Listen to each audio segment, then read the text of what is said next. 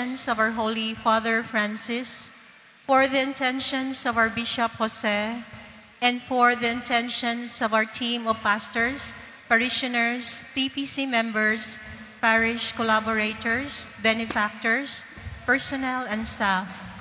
For the petitions and intentions of the following: for good health, speedy recovery, and complete healing of Calixto Yu, Annalisa and family, Gilbert Baron and family, Christopher Ron and Katrina Yu and family.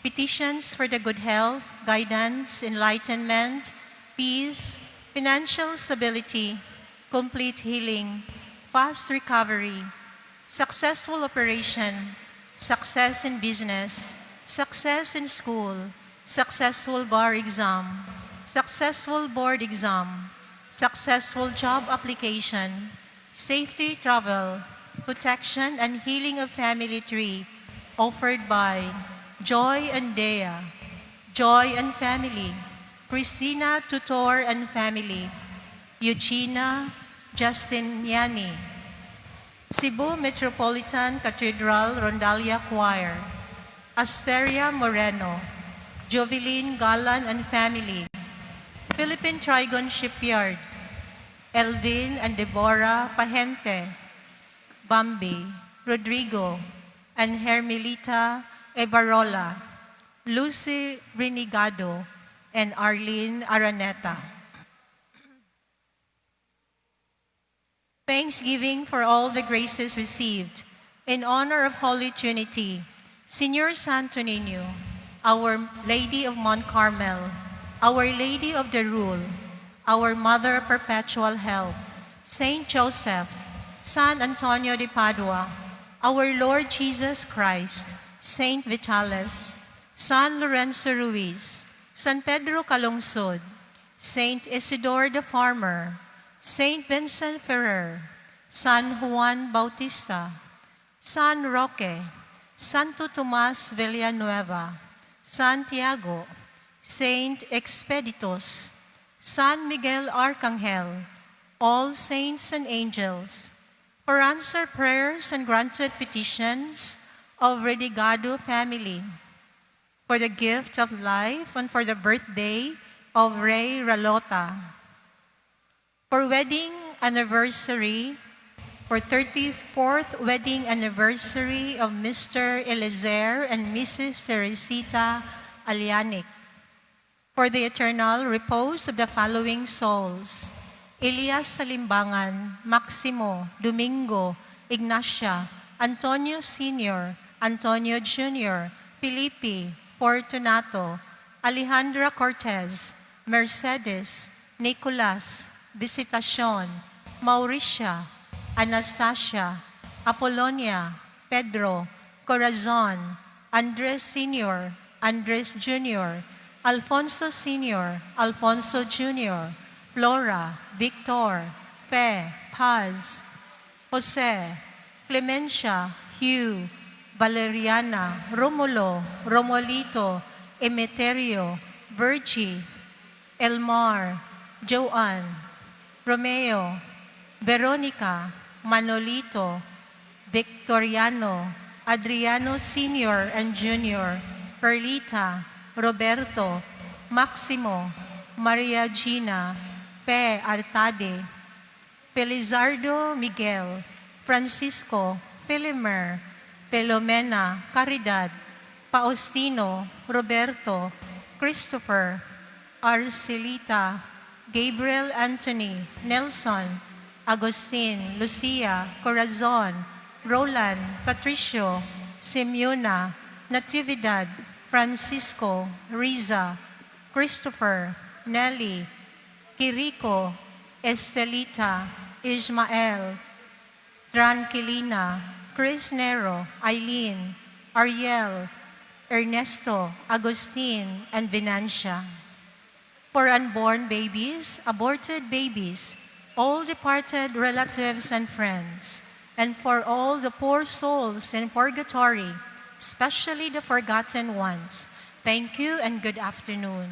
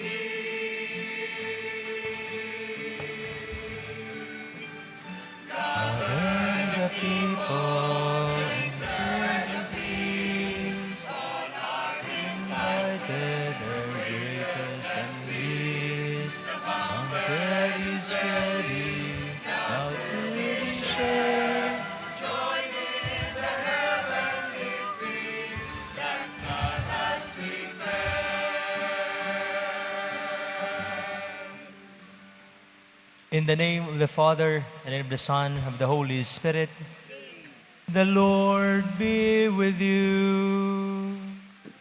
And with your spirit. First day in the month of September. If we try to look at our calendar today, this is already the start of the bear months.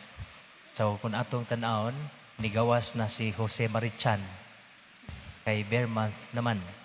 And we are also in the 22nd Sunday in Ordinary Time. And this Sunday, we are being reminded of the World Day of Prayer for the care of creation.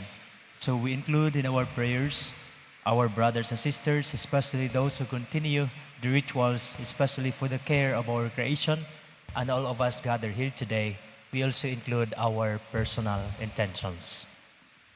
Brethren, let us acknowledge our sins and so prepare ourselves to celebrate the sacred mysteries.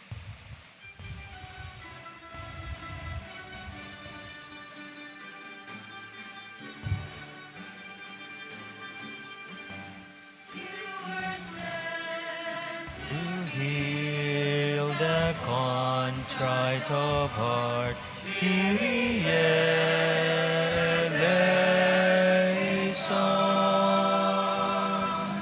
Kyrie eleison. You came to call sinners home.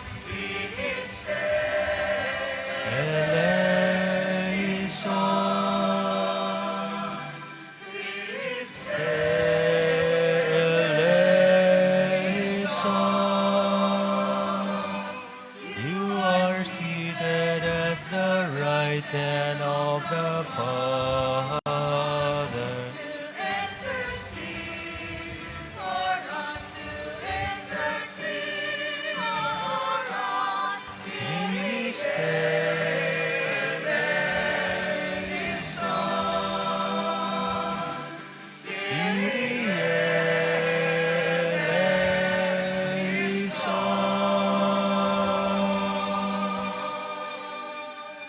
May Almighty God have mercy on us, forgive us our sins, and bring us to everlasting life. Amen. Glory to God in the highest.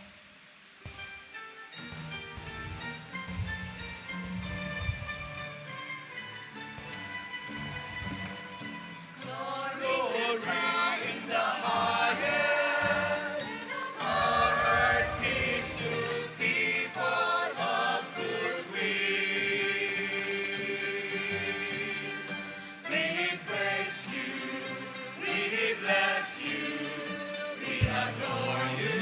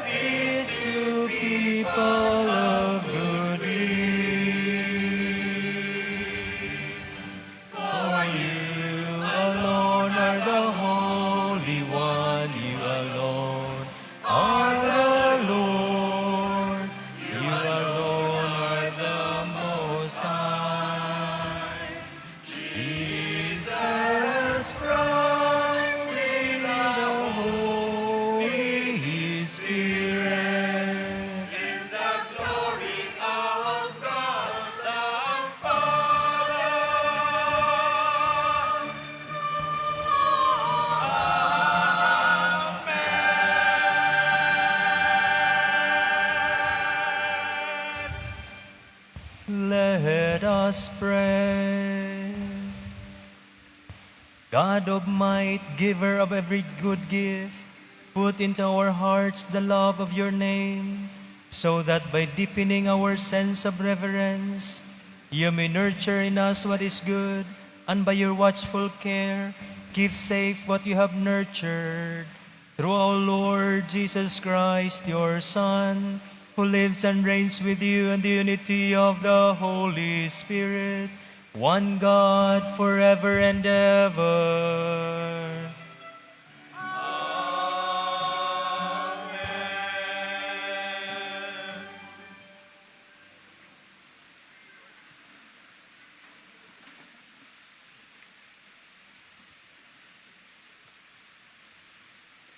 A reading from the book of Deuteronomy. Moses said to the people, "Now, Israel, hear the statutes and decrees which I am teaching you to observe, that you may live and may enter in and take possession of the land which the Lord, the God of your fathers, is giving you. In your observance of the commandments of the Lord your God, which I enjoin upon you, you shall not add to what I command you, nor subtract from it. Observe them carefully, for thus will you give evidence of your wisdom and intelligence to the nations, who will hear of all these statutes and say, 'This great nation is truly a wise and intelligent people.'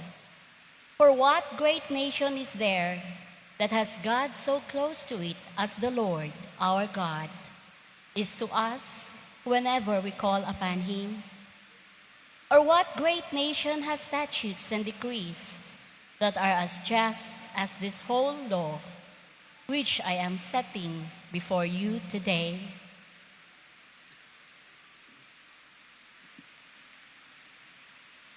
The word of the Lord. Thanks be to God.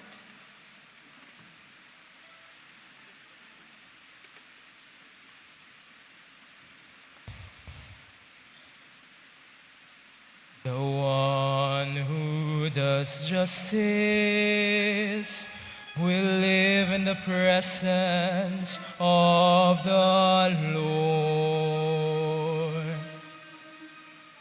The one who does justice will live in the presence of the Lord. Whoever walks blamelessly and does justice, who thinks the truth in his heart and slanders not with his tongue.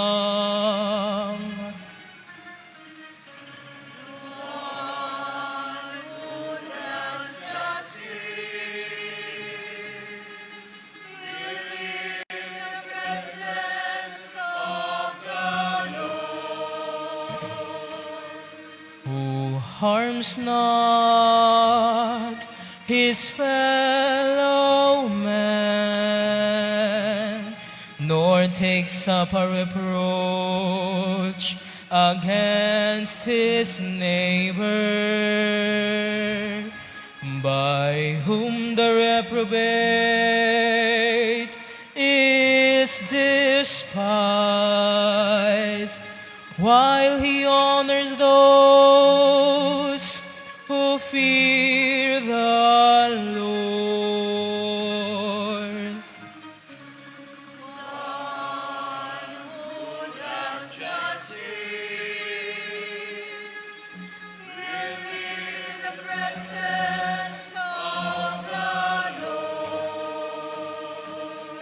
Who lends not his money at usury, and accepts no bribe against the innocent. Whoever does these things shall never be disturbed. The one who does justice will live in the presence of the Lord.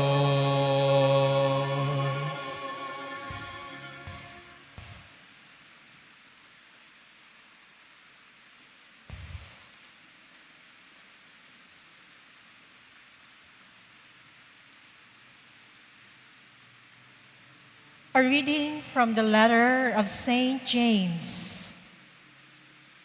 Dearest brothers and sisters, all good giving and every perfect gift is from above, coming down from the Fathers of lights, with whom there is no alteration or shadow caused by change. He willed to give us birth by the word of truth, that we may be a kind of first fruits of his creatures. Humbly welcome the word that has been planted in you and is able to save your souls. Be doers of the word and not hearers only, deluding yourselves. Religion that is pure and undefiled before God and the Father is this: to care for orphans and widows in their affliction, and to keep oneself unstained by the world. The word of the Lord. Thanks be to God.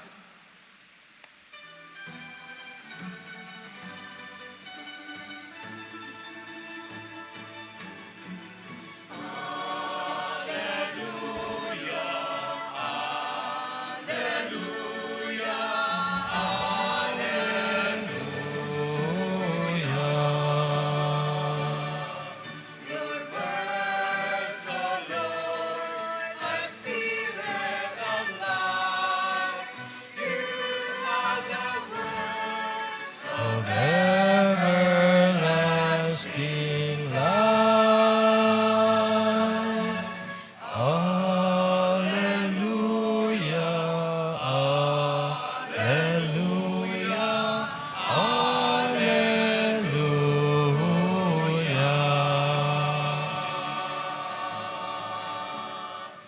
The Lord be with you. A reading from the Holy Gospel according to Mark. Glory to you, O Lord. When the Pharisees with some scribes who had come from Jerusalem gathered around Jesus, they observed that some of his disciples ate their meals with unclean, that is, unwashed hands. For the Pharisees, and in fact all Jews, do not eat without carefully washing their hands, keeping the tradition of the elders. And on coming from the marketplace, they do not eat without purifying themselves. And there are many other things that they have traditionally observed, the purification of cups and jugs and kettles and beds. So the Pharisees and scribes questioned him, "Why do your disciples not follow the tradition of the elders, but instead eat a meal with unclean hands?" He responded, "Well, did Isaiah prophesy about you hypocrites, as it is written, 'This people honors me with their lips, but their hearts are far from me. In vain do they worship me, teaching as doctrines human precepts. You disregard God's commandment, but cling to human tradition.'" He summoned the crowd again and said to them, "Hear me, all of you, and understand. Nothing that enters one from outside can defile that person, but the things that come out from within are what defile. From within people, from their hearts, come evil thoughts, unchastity, theft, murder, adultery, greed, malice, deceit, licentiousness, envy, blasphemy, arrogance, folly. All these evils come from within, and they defile. Brothers and sisters, the gospel of the Lord.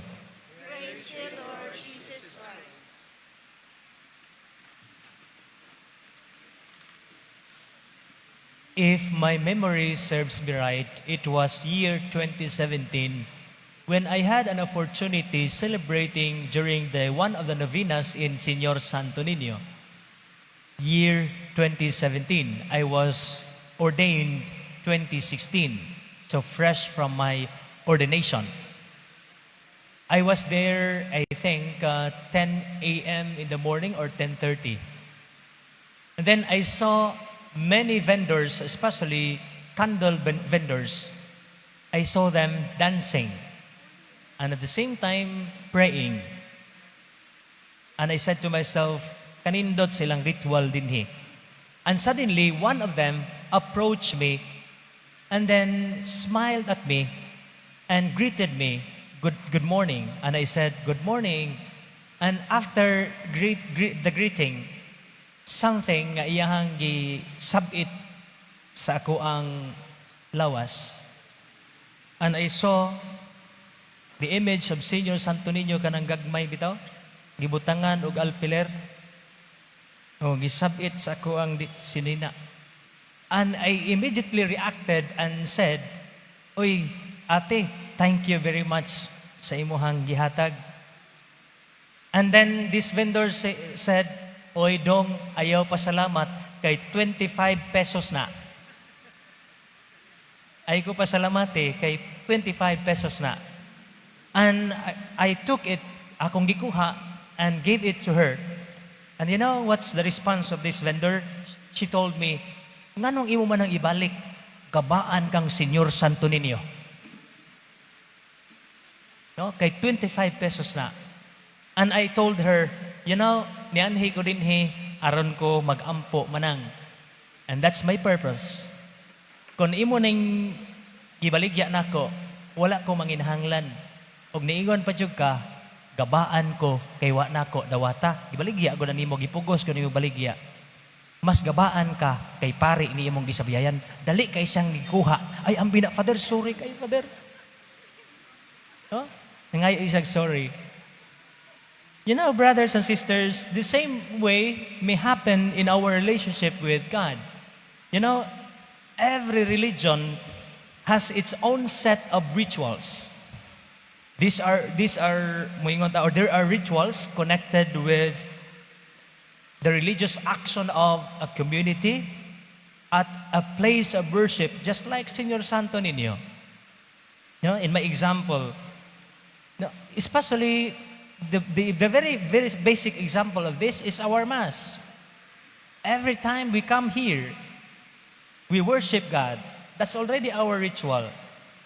Ang uban gani nato, moingon tangpo nga, moingon na sila, adto tag simbahan ron, kay inighuman, mangumpra man ta. No, you know, this is another ritual. We need to express externally in sets of actions what we feel deep inside us regarding our relationship with God. Kaya mao man ni siya ang ritual. However, brothers and sisters, let us also come to mind, some rituals are official, others are ordinary actions. And you know, looking at my example, this kind of ritual is ordinary. No? Dili siya official nga ritual. Kaya nga naman, tanawa gini ninyo mga candle vendors, when we approach them and we say nga doon natay pag-ampo kung sa may ilang himuon, suddenly, musayaw na sila. Ilang isayaw ang imong intentions. No, I'm very sure, ang uban na mo yan, para kan sa iyang intention kini, kay mao manay ato ang expression diha sa Señor Santo Niño. Gani, there's a prayer in there nga moingon kita, Pit Senyor kang mama kini. Pit Senyor kang tatay kini. Ang uban sad nga mga single maningkamot diha kay dunay intention, Pit Senyor kay sa mga way uyab kini. Di ba? Naaman na diha. Madungog na ninyo. Hapit na po ba ya? And these ritual are not official. These are ordinary actions. Rituals, brothers and sisters, externalize our inner experience of our personal relationship with God. I will not question for those nga moingon tang po nga bisan ang imong ritual nga nag-abot nimog simbahan, magkuha ka sa imuhang panyo, magpahid-pahid ka diha no sa santos. I will not question you with that. You are free in doing that. Bisan pa diha sa imong mga pag-ampo, wag piyong-piyong pagikadiha. I will not question you your actions as long as your ritual will bring you close to God. No? If your rituals bring closer to God, that's a good ritual. O di ka badlungon, bisan unsa pa na imong ritual diha, mubalitok pa ka. But that ritual will bring you closer to the Lord. Then, that's a good ritual, brothers and sisters. If it is not important, therefore, what these actions are, dili na siya importante. Ang importante, in your ritual, it will bring you closer to the Lord. Your relationship will be closer with God.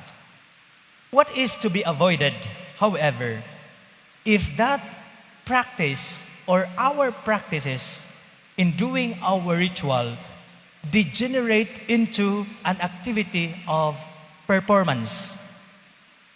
Just like what happened in my experience. Nindot kay ilang sayo-sayo for my intention and then suddenly, sabitan lang ka. O niya, mo ingon na yun, uy, 25 pesos na. No? That is the thing that we need to avoid.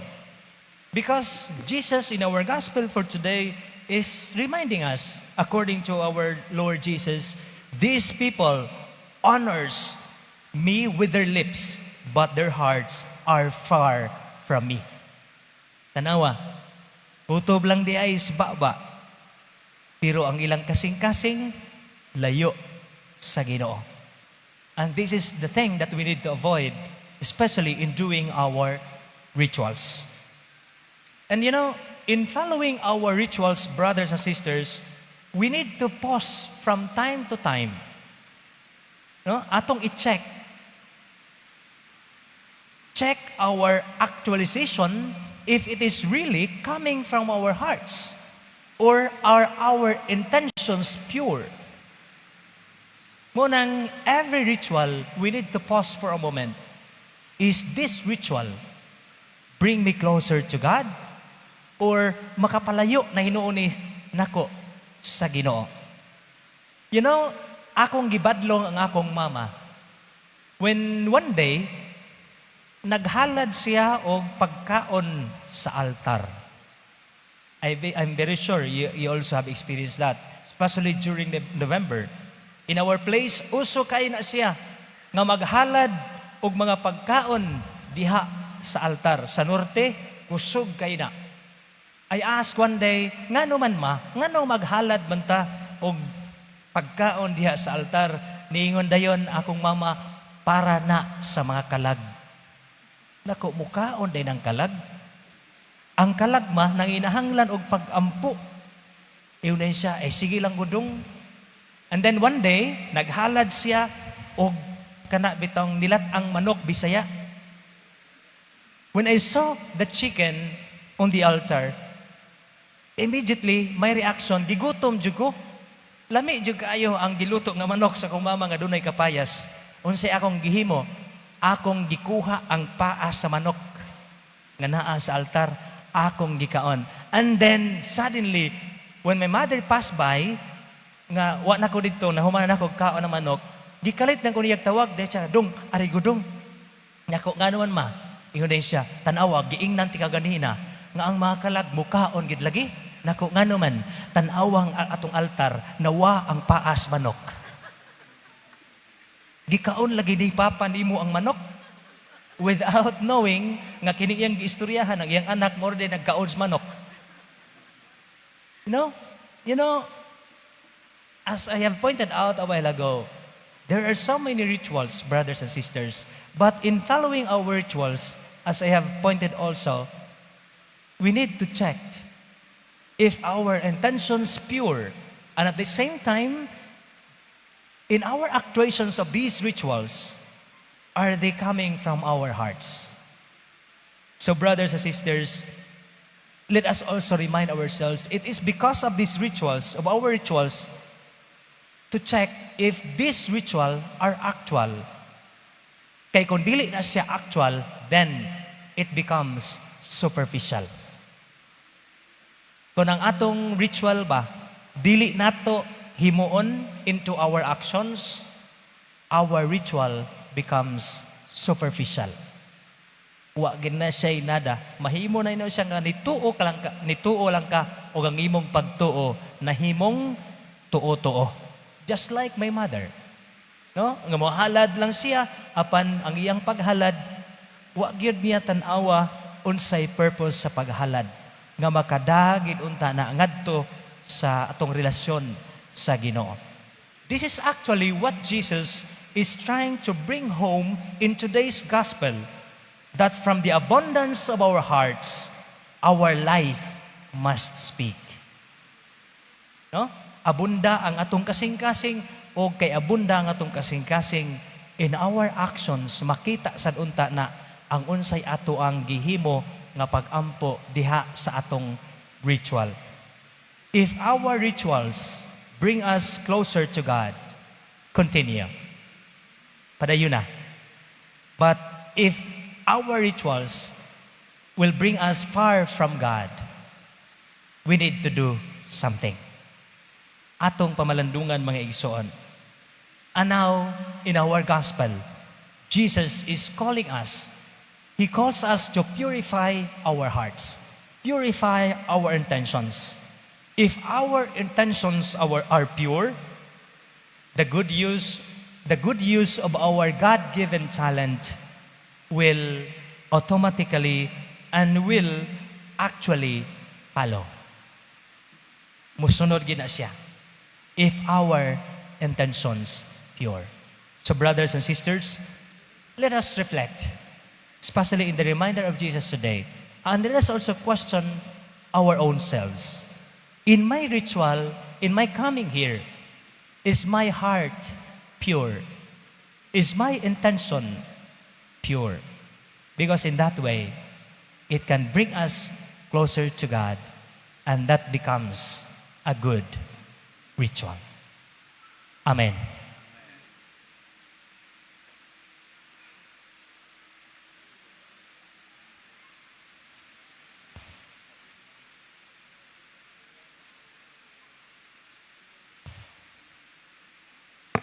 Please all stand.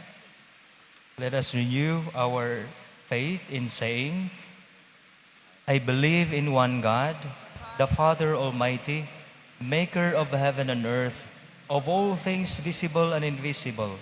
I believe in one Lord Jesus Christ, the only begotten Son of God, born of the Father before all ages, God from God, light from light, true God from true God, begotten, not made, consubstantial with the Father. Through him all things were made. For as men and for our salvation, he came down from heaven, and by the Holy Spirit was incarnate of the Virgin Mary, and became man. For our sake he was crucified under Pontius Pilate. He suffered death and was buried, and rose again on the third day, in accordance with the Scriptures. He ascended into heaven, and is seated at the right hand of the Father.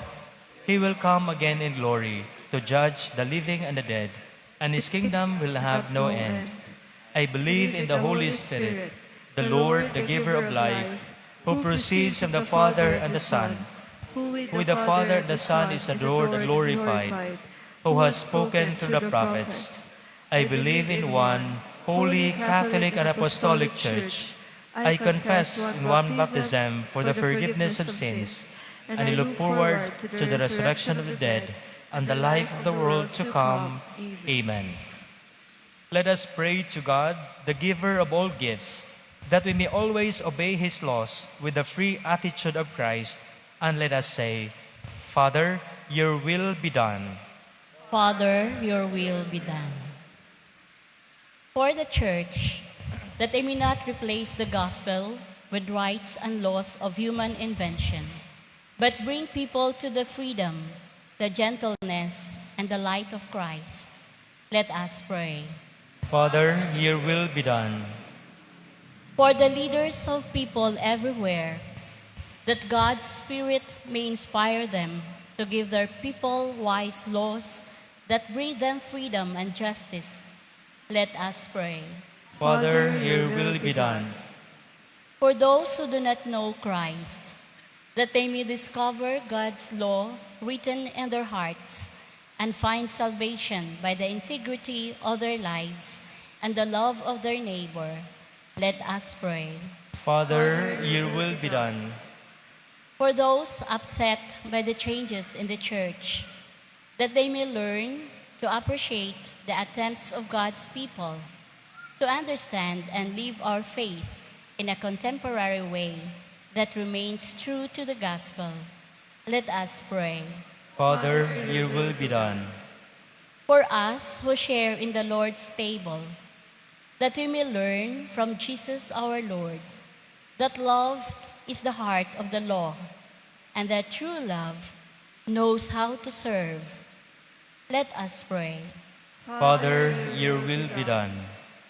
Lord our God, may we not only hear your word, but live by it day by day, by the strength of Jesus Christ, our Lord and Savior, forever and ever. Amen.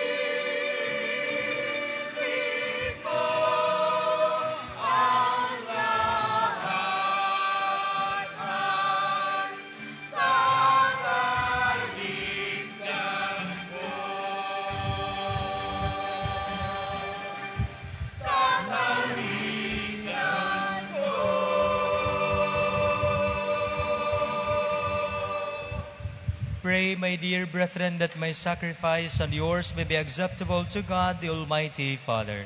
May the Lord accept the sacrifice of yours. For the praise and glory of His name, for our good of His holy church. May this sacred offering, O Lord, confer on us always the blessing of salvation, that what it celebrates in mystery, it may accomplish in power, through Christ our Lord. The Lord be with you. And with your spirit, Lift up your hearts. we lift them up to the Lord. Let us give thanks to the Lord our God.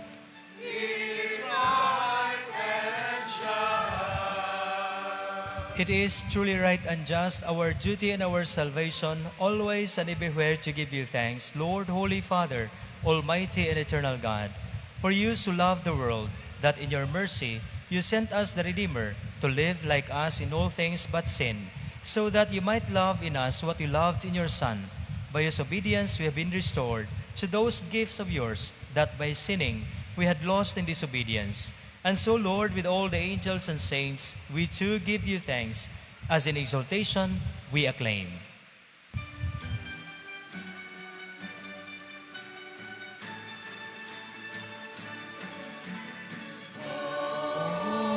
Holy, holy, holy Lord God of hosts, heaven and earth are full of your glory. Hosanna, Hosanna, Hosanna in the highest. Blessed is he who comes in the name of the Lord. Hosanna, Hosanna, Hosanna in the highest.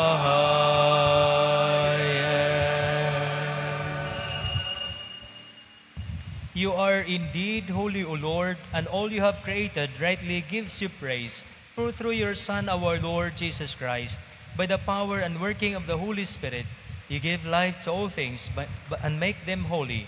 And you never cease to gather a people to yourself, so that from the rising of the sun to its setting, a pure sacrifice may be offered to your name. Therefore, O Lord, we humbly implore you, by the same Spirit, graciously make holy these gifts we have brought to you for consecration, that they may become the body and blood of our Lord Jesus Christ. At his command, we celebrate these mysteries. For on the night he was betrayed, he himself took bread, and giving you thanks, he said a blessing, broke the bread, and gave it to his disciples, saying, "Take this, all of you, and eat of it, for this is my body, which will be given up for you."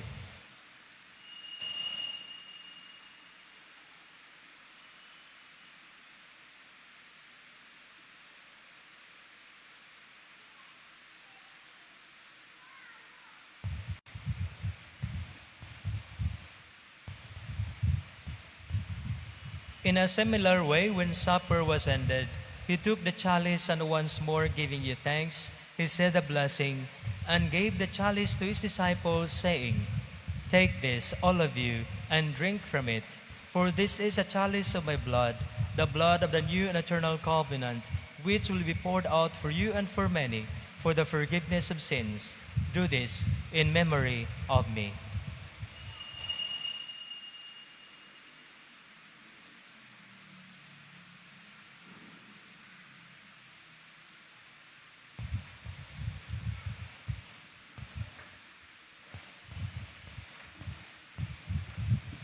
Let us proclaim the mystery of faith.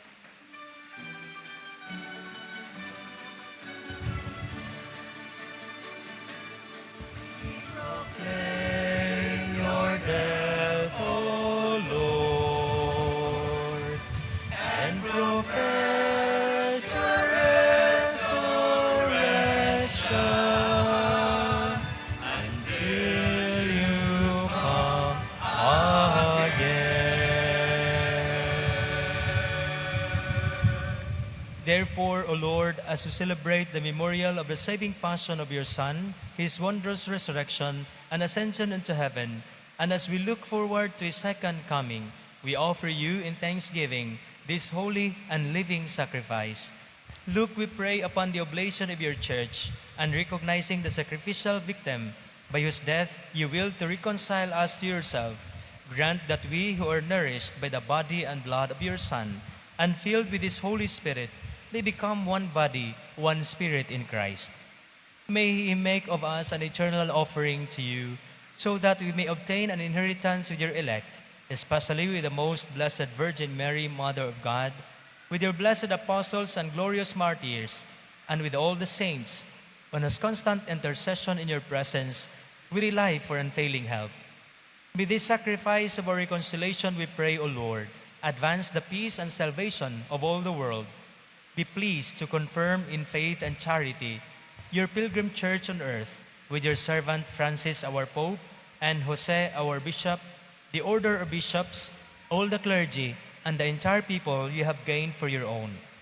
Listen graciously to the prayers of this family gathered here today, whom you have summoned before you. In your compassion, O merciful Father, gather to yourself all your children scattered throughout the world.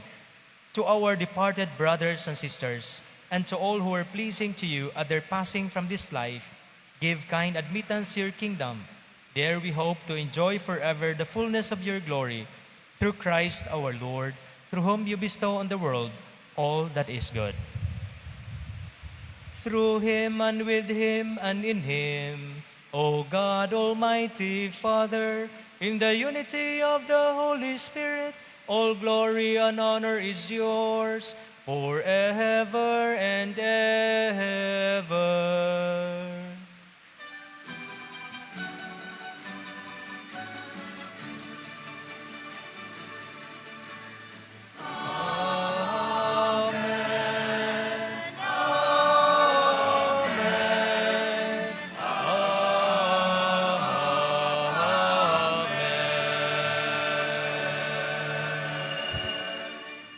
At the Savior's command and formed by divine teaching, we dare to say,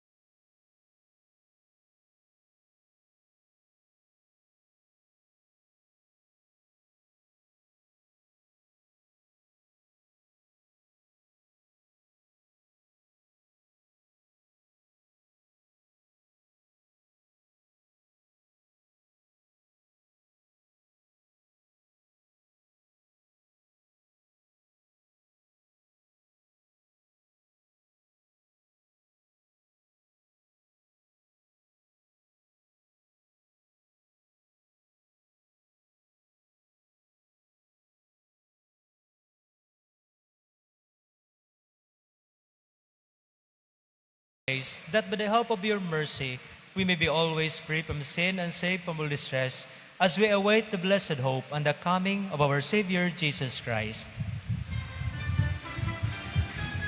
For the kingdom, the power, and the glory are yours now and forever.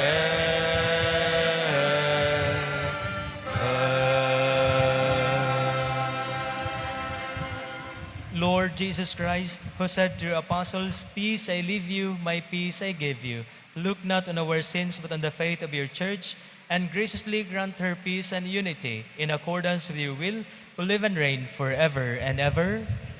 The peace of the Lord be with you always. And with your spirit. Let us offer each other the sign of peace. Peace be with you.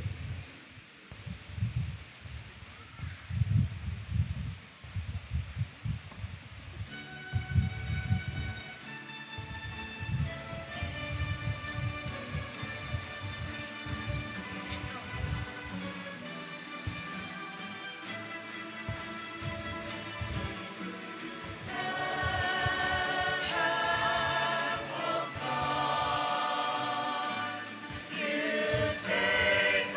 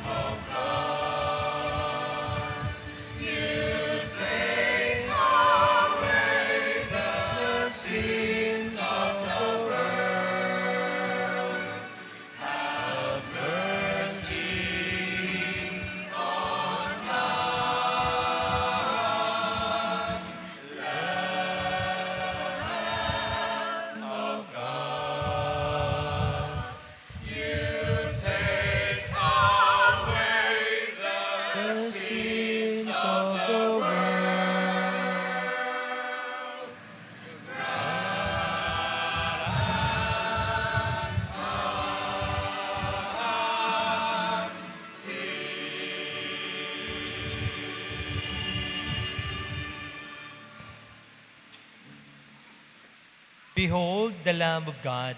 Behold him who takes away the sins of the world. Blessed are those called to the supper of the Lamb. Lord, I am not worthy that you should enter under my roof, but only say the word, and my soul shall be healed.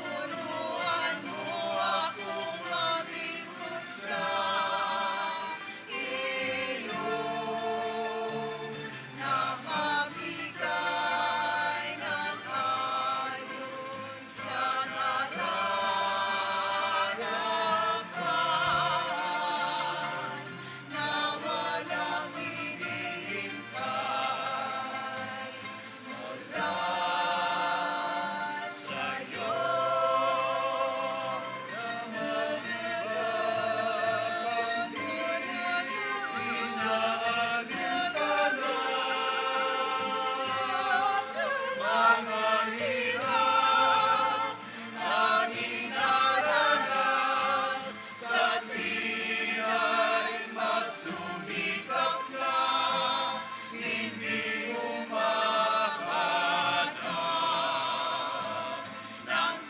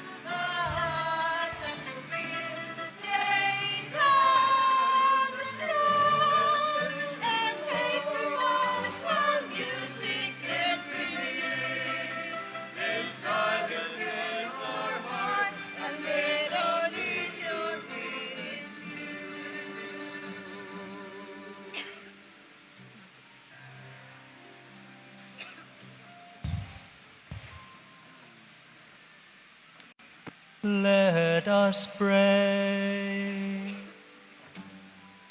Renewed by this bread from the heavenly table, we beseech you, O Lord, that being the food of charity, it may confirm our hearts and steer us to serve you and our neighbor.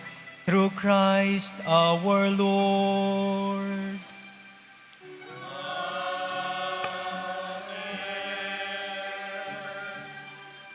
Pagampo alang sa kaminion og banay. Labing makagahom ug maluluyong Dios, magmumugna sa tanan. Gibuhat mo ang tao aron moambit sa imong kalipay. Gigasahan mo siya sa kaminion aron malig-on ang katilingban. Lalaki ug babae, sulimning saad sila nagbinayluay. Gihatag mo si Jose ug Maria, San Luis ug Santa Zeli Martin, sumbanan ug sumbunganan sa tanang managtiayon. Pinaagi sa ilang pangaliya, dasiga ang tanang mga minyo ug banay. Kaluy-i intawon ang katawhang Pilipino nga binangob kanimo. Dakong hulga among giatubang, kay ang diborsyo buot ipahamtang, batakang balaod wala gisunod, sagradong saad wala gitagad. Banay ug nasod maangin, bata ug balaod gipadaplin.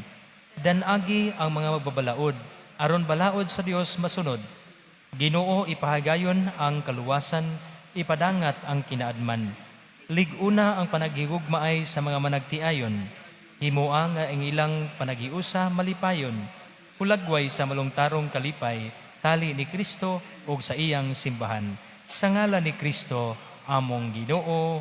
Amen. O Jesus, Maria ug Jose, San Luis ug Santa Zeli Martin. Please be seated for some announcements and words of gratitude. Maayong hapon sa tanan. Aduna kitay second collection karon. Ato kining ihatag isip tabang financial alang sa mga retired priests sa JP2 Home for Priests. Daghang salamat. Mga pasalamat. Sa ngalan sa atong talahurong Arsobispo sa Sugbo, His Excellency Most Reverend Jose S. Palma, ang team of pastors, ang Parish Pastoral Council, ug ang Parish Finance Council dinhi sa atong parokya sa Cathedral. Nagpasalamat kaninyong tanan sa inyong makanunayong pagsuporta. Ilabi na ngadto sa tanang mga benefactors, sponsors, ug ngadto usab sa atong mga volunteers ug liturgical ministers.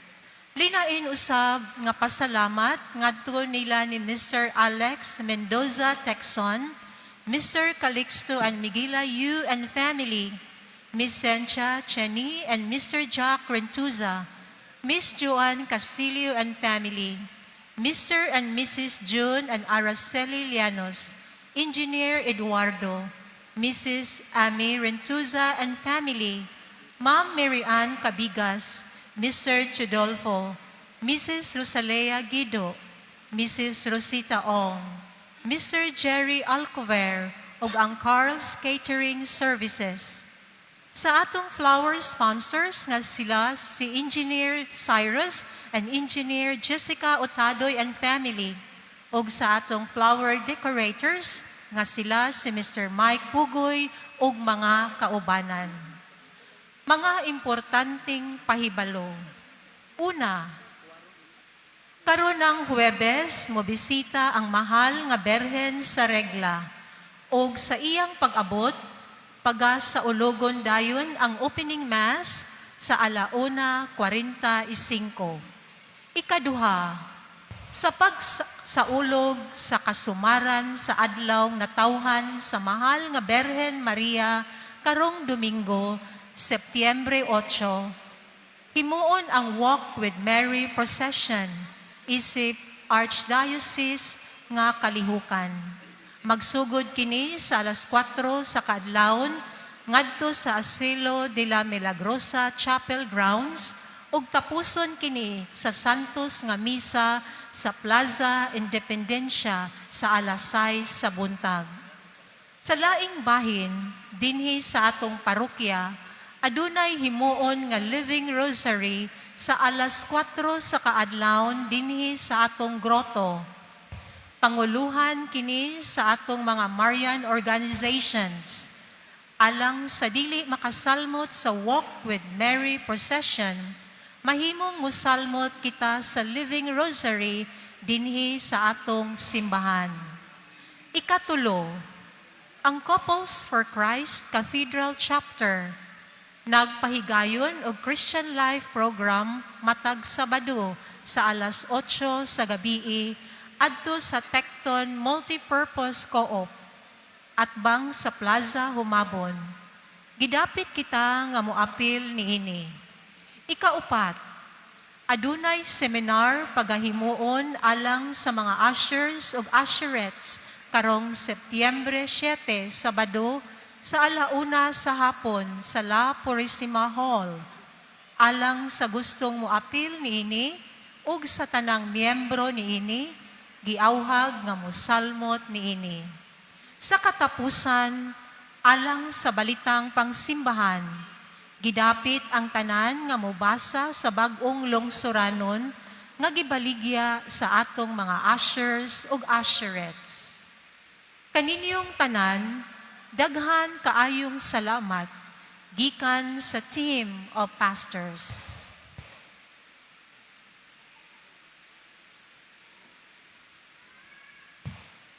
Please all stand. The Lord be with you.